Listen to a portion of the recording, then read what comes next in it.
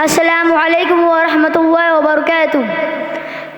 میرے پیارے دوستو، کبھی آپ نے سوچا ہے کہ بہنیں کیوں ایسی ہوتی ہے؟ ایک ایسا رشتہ جو بے لوث محبت، قربانی اور خلوص سے بھرا ہوتا ہے۔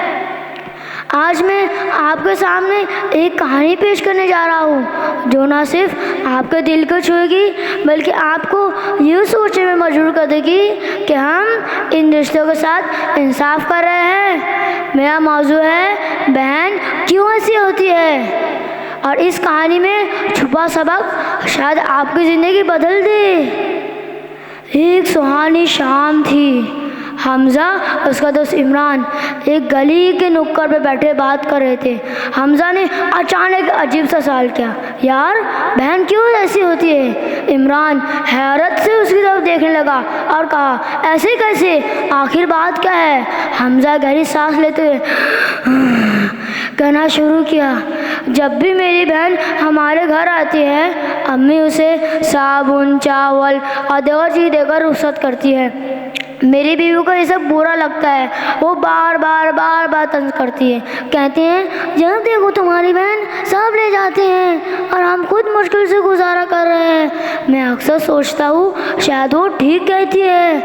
حمزہ تھوڑا رکا، پھر درد بھری آواز میں بولا، رونے کی آواز، ایک دن ایسا ہوا بہن ہمارے گھر آئی ہوئی تھی، میں نے ماں سے کہہ دیا اب کوئی چیز نہ دینا، ہماری اپنی زندگی مشکل ہو رہی ہے۔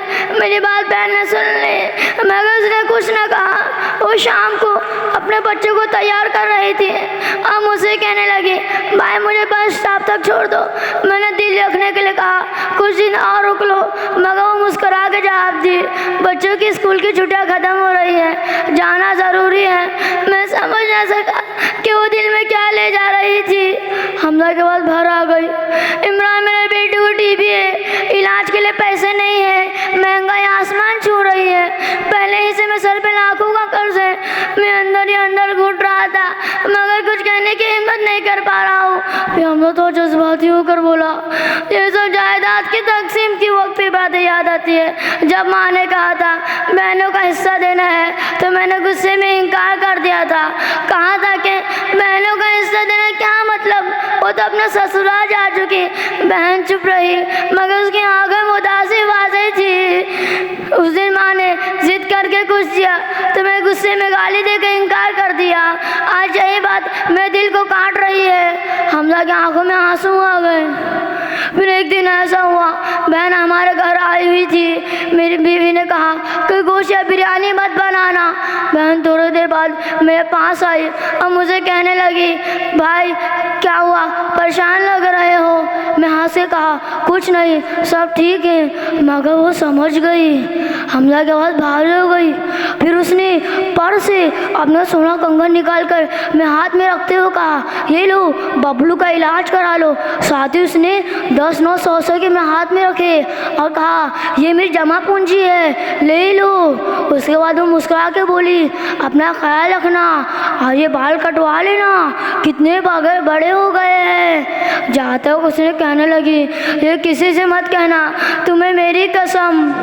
حمزہ کے آنسو بہنے لگے۔